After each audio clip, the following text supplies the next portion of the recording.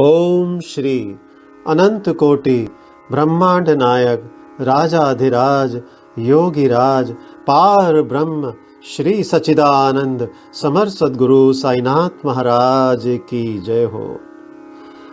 हे बाबा, हे साईं, आज श्री साईं सच्चरित्र का अध्याय 34 का पठन होने जा रहा है। बाबा आशीर्वाद दे, ये पाठ सबके चित्त में उतरे, सभी को इसका लाभ हो। आइए जानते हैं अध्याय 34, जो कि ऊदी की महिमा भाग 2 का आगे का क्रम है, जिसमें पहले है डॉक्टर का भतीजा, दूसरा डॉक्टर पिल्ले, तीसरा श्यामा की भयाहू, चौथा ईरानी कन्या, पांचवा हरदा के महानुभव, छठा बंबई की महिला की प्रसव पीड़ा। इस अध्याय में भी ऊदी की ही महत्ता क्रमबद्ध है तथा उन घटनाओं का भी उल्लेख किया गया है जिनमें उसका उपयोग बहुत ही प्रभावकारी सिद्ध हुआ। डॉक्टर का भतीजा। नासिक जिले के मालेगांव में एक डॉक्टर रहते थे। उनका भतीजा एक असाध्य रोग ट्यूबरकुलर बोन एब्सेस, एक प्रकार का तपेदिक से पीड़ित था। उन्होंने तथा उनके सभी डॉक्टर मित्रों ने समस्त उपचार किए, यहाँ तक कि उसकी शल्य चिकित्सा भी कराई, फिर भी बालक को कोई लाभ ना हुआ। उसके कष्टों का पारावार ना था। मित्र और संबंधियों ने बालक के माता पिता को दैविक उपचार करने का परामर्श देकर श्री साईं बाबा की शरण में जाने को कहा, जो अपनी दृष्टि मात्र से असाध्य रोग साध्य करने के लिए प्रसिद्ध हैं। अतः माता पिता बालक को साथ लेकर शिरडी आए। उन्होंने बाबा को साष्टांग प्रणाम कर श्री चरणों में बालक को डाल दिया और बड़ी नम्रता तथा आदर पूर्वक विनती की कि प्रभु, हम लोगों पर दया करो। आपका संकट मोचन नाम सुनकर ही हम लोग यहाँ आए हैं। दया कर इस बालक की रक्षा कीजिए। प्रभु, हमें तो केवल आपका ही भरोसा है। प्रार्थना सुनकर बाबा को दया आ गई और उन्होंने सांत्वना देकर कहा कि जो इस मस्जिद की सीढ़ी चढ़ता है उसे जीवन पर्यंत कोई दुख नहीं होता। चिंता ना करो, यह उदीले उस रोग ग्रसित स्थान पर लगाओ। ईश्वर पर विश्वास रखो, वह सप्ताह के अंत में पूर्ण स्वस्थ हो जाएगा। यह मस्जिद नहीं, यह तो द्वारकावती है, और जो इसकी सीढ़ी चढ़ेगा उसे स्वास्थ्य और सुख की प्राप्ति होगी तथा उसके कष्टों का अंत हो जाएगा। बालक को बाबा के सामने बिठलाया गया। वे उस रोगग्रस्त स्थान पर अपना हाथ फेरते हुए दयापूर्ण दृष्टि से बालक की ओर निहारने लगे। रोगी अब प्रसन्न रहने लगा और ऊदी के लेप से बालक थोड़े समय में ही स्वस्थ हो गया। माता पिता अपने को बाबा का ऋणी और कृतज्ञ मानकर बालक को लेकर शिरडी से चले गए। यह लीला देखकर बालक के काका को, जो डॉक्टर थे, महान आश्चर्य हुआ तथा उन्हें भी बाबा के दर्शनों की तीव्र उत्कंठा हुई। इसी समय जब वे कार्यवश बंबई जा रहे थे, तभी मालेगांव और मनमाड के निकट किसी ने बाबा के विरुद्ध उनके कान भर दिए। इस कारण वे शिरडी जाने का विचार त्याग कर सीधे बंबई चले गए। वे अपनी शेष छुट्टियां अलीबाग में व्यतीत करना चाहते थे, परंतु बंबई में उन्हें लगातार 3 रात्रियों तक एक ही ध्वनि सुनाई पड़ी कि क्या अब भी तुम मुझ पर अविश्वास कर रहे हो। तब डॉक्टर ने अपना विचार बदलकर शिरडी को प्रस्थान करने का निश्चय किया। बंबई में उनके एक रोगी को सांसर्गिक ज्वर आ रहा था, जिसका तापक्रम कम होने का कोई लक्षण दिखाई न देने के कारण उन्हें ऐसा लग रहा था कि कहीं शिरडी की यात्रा स्थगित ना करनी पड़े। उन्होंने अपने मन ही मन एक परीक्षा करने का विचार किया कि यदि रोगी आज अच्छा हो जाए तो कल ही मैं शिरडी के लिए प्रस्थान कर दूंगा। आश्चर्य है कि जिस समय उन्होंने यह निश्चय किया, ठीक उसी समय से ज्वर में उतार होने लगा और ताप क्रमशः सामान्य स्थिति पर पहुंच गया। तब वे अपने निश्चय अनुसार शिरडी पहुंचे और बाबा का दर्शन करके उन्हें प्रणाम किया। बाबा ने उन्हें कुछ ऐसे अनुभव दिए कि वे सदा के लिए उनके भक्त हो गए। डॉक्टर वहां 4 दिन ठहरे और उदी तथा आशीर्वाद प्राप्त कर घर वापस आ गए। एक पखवाड़े में ही पदोन्नति पाकर उनका स्थानांतरण बीजापुर को हो गया। भतीजे की रोग मुक्ति ने उन्हें बाबा के दर्शनों का सौभाग्य दिया तथा शिरडी की यात्रा ने उनकी श्री साईं के चरणों में प्रगाढ़ प्रीति उत्पन्न कर दी। अब आगे पढ़ते हैं डॉक्टर पिल्ले। डॉक्टर पिल्ले बाबा के एकनिष्ठ भक्त थे, इसी कारण वे उन पर अधिक स्नेह रखते थे और उन्हें सदा भाऊ कहकर पुकारते तथा हर समय उनसे वार्तालाप करके प्रत्येक विषय में परामर्श भी लिया करते थे। उनकी सदैव यही इच्छा रहती कि वे बाबा के समीप ही बने रहें। एक बार डॉक्टर पिल्ले को नासूर हो गया। वे काका साहेब दीक्षित से बोले कि मुझे असहाय पीड़ा हो रही है और मैं अब इस जीवन से मृत्यु को अधिक श्रेष्ठकर समझता हूँ। मुझे ज्ञात है कि इसका मुख्य कारण मेरे पूर्व जन्मों के कर्म ही हैं। जाकर बाबा से कहो कि वे मेरी यह पीड़ा अब दूर करें। मैं अपने पिछले जन्म के कर्मों को अगले 10 जन्मों में भोगने को तैयार हूँ। तब काका दीक्षित ने बाबा के पास जाकर उनकी प्रार्थना सुनाई। साईं तो दया के अवतार ही हैं, वे अपने भक्तों के कष्ट कैसे देख सकते थे। उनकी प्रार्थना सुनकर उन्हें भी दया आ गई और उन्होंने दीक्षित से कहा कि पिल्ले से जाकर कहो कि घबराने की ऐसी कोई बात नहीं। कर्मों का फल 10 जन्मों में क्यों भुगतना पड़ेगा, केवल 10 दिनों में ही गत जन्मों के कर्म फल समाप्त हो जाएंगे। मैं तो यहाँ तुम्हें धार्मिक और आध्यात्मिक कल्याण देने के लिए ही बैठा हूँ। प्राण त्यागने की इच्छा कदापि ना करनी चाहिए। आओ किसी की पीठ पर लाद कर उन्हें यहाँ ले आओ। मैं सदा के लिए उनके कष्टों से छुटकारा करा दूंगा। तब उसी स्थिति में पिल्ले को वहाँ लाया गया। बाबा ने अपने दाहिनी और उनके सिरहाने अपनी गादी देकर सुख से लिटाकर कहा कि इसकी मुख्य औषधि तो यह है कि पिछले जन्मों के कर्म फल को अवश्य ही भोग लेना चाहिए ताकि उनसे सदैव के लिए छुटकारा हो जाए। हमारे कर्म ही सुख दुख के कारण होते हैं, इसलिए जैसी भी परिस्थिति आए उसी में संतोष करना चाहिए। अल्लाह ही सबको फल देने वाला है और वही सबका रक्षण करता है।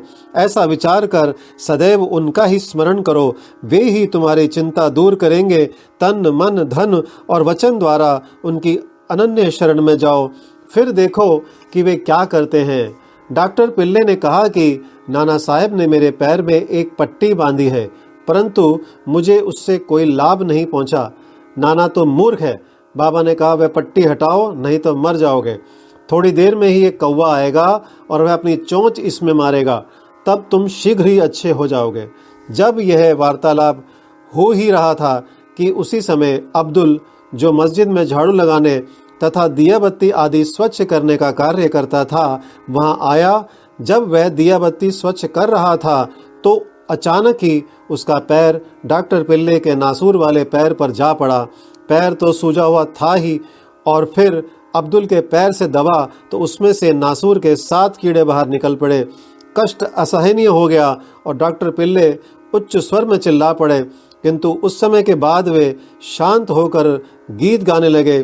तब बाबा ने कहा, देखा भाऊ, अब अच्छा हो गया। और गाना गा रहा है। गाने के बोल थे, करम कर मेरे हाल पर तू करीम, तेरा नाम रहमान है और रहीम। तू ही दोनों आलम का सुल्तान है, जहां में नुमाया तेरी शान है। फना होने वाला है सब कारोबार, रहे नूर तेरा सदा आशिकार। तू आशिक का हरदम मददगार है। फिर डॉक्टर पिल्ले ने पूछा कि वह कौवा कब आएगा और चोंच मारेगा। बाबा ने कहा, अरे क्या तुमने कौवे को नहीं देखा? अब वह नहीं आएगा। अब्दुल, जिसने तुम्हारा पैर दबाया, वही कौवा था। उसने चोंच मारकर नासूर को हटा दिया। वह अब फिर से क्यों आएगा? अब जाकर वाड़े में विश्राम करो, तुम शीघ्र ही स्वस्थ हो जाओगे। ऊदी लगाने और पानी के साथ पीने से बिना किसी औषधि या चिकित्सा के वे 10 दिनों में निरोग हो गए, जैसे कि बाबा ने उनसे कहा था। श्यामा के छोटे भाई की पत्नी भयाहू। सांवली विहीर के समीप श्यामा के छोटे भाई बापाजी रहते थे। एक बार उनकी पत्नी को गिल्टियों वाला प्लेग हो गया। उसे ज्वर हो आया और उसकी जांग में प्लेग की 2 गिल्टियां निकल आई। बापा जी दौड़कर श्यामा के पास आए और सहायता के लिए चलने को कहा। श्यामा भयभीत हो उठे। उन्होंने सदैव की भांति बाबा के पास जाकर उन्हें नमस्कार किया और सहायता के लिए उनसे प्रार्थना की कि तथा भाई के घर जाने की अनुमति मांगी। बाबा ने कहा कि इतनी रात्रि व्यतीत हो चुकी है, अब इस समय तुम कहाँ जाओगे? केवल ऊदी ही भेज दो। ज्वर और गिल्टी की चिंता क्यों करते हो? भगवान तो अपने पिता और स्वामी हैं, वे शीघ्र ही स्वस्थ हो जाएंगी। अभी मत जाओ, प्रातःकाल जाना और शीघ्र ही लौट आना। श्यामा को तो उस मृत संजीवनी ऊदी पर पूर्ण विश्वास था। उसे ले जाकर उसके भाई ने थोड़ी सी ऊदी गिल्टी और माथे पर लगाई और कुछ जल में घोलकर रोगी को पिला दी। जैसे ही उसका सेवन किया गया वैसे ही पसीना प्रवाहित होने लगा, ज्वर मंद पड़ गया और रोगी प्रगाढ़ निद्रा में निमग्न हो गया। दूसरे दिन बापाजी ने अपनी पत्नी को स्वस्थ देखकर बड़ा आश्चर्य प्रकट किया कि ना तो ज्वर है और ना गिल्टी का कोई चिन्ह ही। दूसरे दिन जब श्यामा बाबा की आज्ञा प्राप्त कर वहां पहुंचे तो अपने भाई की स्त्री को चाय बनाते देखकर उन्हें बड़ा आश्चर्य हुआ। अपने भाई से पूछताछ करने पर उन्हें पता चला कि बाबा की ऊदी ने एक रात्रि में ही रोग को समूल नष्ट कर दिया है। तब श्यामा को बाबा के शब्दों का मर्म समझ में आया कि प्रातःकाल जाओ और शीघ्र लौटकर आओ। चाय पीकर श्यामा लौट आया और बाबा को प्रणाम करने के पश्चात कहने लगा कि देवा, यह क्या नाटक है? पहले बवंडर उठाकर हमें अशांत कर देते हो, फिर हमारी शीघ्र सहायता कर सब ठीक ठाक कर देते हो। बाबा ने उत्तर दिया कि तुम्हें ज्ञात होगा कि कर्म पथ अति रहस्यपूर्ण है। यद्यपि मैं कुछ नहीं करता, फिर भी लोग मुझे ही कर्मों के लिए दोषी ठहराते हैं। मैं तो एक दर्शक मात्र ही हूँ। केवल ईश्वर ही एक सत्ताधारी और प्रेरणा देने वाले हैं। वे ही परम दयालु हैं। मैं ना तो ईश्वर हूँ और ना मालिक, केवल उनका एक आज्ञाकारी सेवक ही हूँ और सदैव उनका स्मरण किया करता हूँ। जो निराभिमान होकर अपने को कृतज्ञ समझकर उन पर पूर्ण विश्वास करेगा, उसके कष्ट दूर हो जाएंगे और उसे मुक्ति की प्राप्ति होगी। आगे जानते हैं ईरानी कन्या। अब एक ईरानी भद्र पुरुष का अनुभव पढ़िए। उनकी छोटी कन्या घंटे घंटे पर मूर्छित हो जाया करती थी। उसके दांत कस जाते थे, उसके हाथ पैर ऐंठ जाते और वह बेहोश होकर भूमि पर गिर पड़ती थी। जब नाना प्रकार के उपचारों से भी कोई लाभ ना हुआ, तब लोगों ने उस ईरानी से बाबा की ऊदी की बहुत प्रशंसा की और कहा कि वह विले पार्ले बम्बई में काका साहब दीक्षित के पास से ही प्राप्त हो सकती है। तब ईरानी महाशय ने वहां से ऊदी लाकर जल में घोलकर अपनी बेटी को पिलाया। प्रारंभ में जो दौरे 1 घंटे के अंतर से आया करते थे, बाद में वे 7 घंटे के अंतर से आए और कुछ दिनों के पश्चात तो वह पूर्ण स्वस्थ हो गई। हरदा के एक महानुभव पथरी रोग से ग्रस्त थे। वह पथरी केवल शल्य चिकित्सा द्वारा ही निकाली जा सकती थी। लोगों ने भी उन्हें ऐसा ही करने का परामर्श दिया। वे बहुत ही वृद्ध तथा दुर्बल थे और अपनी दुर्बलता देखकर उन्हें शल्य चिकित्सा कराने का साहस न हो रहा था। इस हालत में उनकी व्याधि का और ही इलाज क्या था। इसी समय नगर के इनामदार भी वहां आए हुए थे, जो बाबा के परम भक्त थे तथा उनके पास ऊदी भी थी। कुछ मित्रों के परामर्श देने पर उनके पुत्र ने उनसे कुछ ऊदी प्राप्त कर अपने वृद्ध पिता को जल में मिलाकर पीने को दी। केवल 5 मिनट में ही ऊदी के पेट में जाते ही पथरी मल मूत्रेंद्रिय के द्वार से बाहर निकल गई और वह वृद्ध शीघ्र स्वस्थ हो गया। बम्बई की महिला की प्रसव पीड़ा। बम्बई की कायस्थ प्रभु जाति की एक महिला को प्रसव काल में असहनीय वेदना हुआ करती थी। जब वह गर्भवती हो जाती तो बहुत घबराती और किंकर्तव्य मूड हो जाया करती थी। इसके उपचारार्थ उनके एक मित्र श्री राम मारुति ने उसके पति को सुझाव दिया कि यदि इस पीड़ा से मुक्ति चाहते हो तो अपनी पत्नी को शिरडी ले जाओ। पुनः जब उनकी स्त्री गर्भवती हुई तो वे दोनों पति पत्नी शिरडी आए और वहां कुछ मास ठहरे। वे बाबा की नित्य सेवा करने लगे। उन्हें बाबा के सत्संग का भी बहुत लाभ हुआ। कुछ दिनों के पश्चात जब प्रसव काल समीप आया तब सदैव की भांति गर्भाशय के द्वार पर में रुकावट के साथ अधिक वेदना होने लगी। उनकी समझ में नहीं आता था कि अब क्या करना चाहिए। थोड़ी ही देर में एक पड़ोसिन आई और उसने मन ही मन बाबा से सहायता की प्रार्थना कर जल में उदी मिला उसे पीने को दी। तब केवल 5 मिनट में ही बिना किसी कष्ट के प्रसव हो गया। बालक तो अपने भाग्यानुसार ही उत्पन्न हुआ, परंतु उसकी माँ की पीड़ा और कष्ट सदा के लिए दूर हो गए। वे अपने को बाबा का बड़ा कृतज्ञ समझने लगे और जीवन पर्यंत उनके आभारी बने रहे। श्री सद्गुरु साईनाथ प्रणमस्तु। शुभम भवतु। ओम साई राम।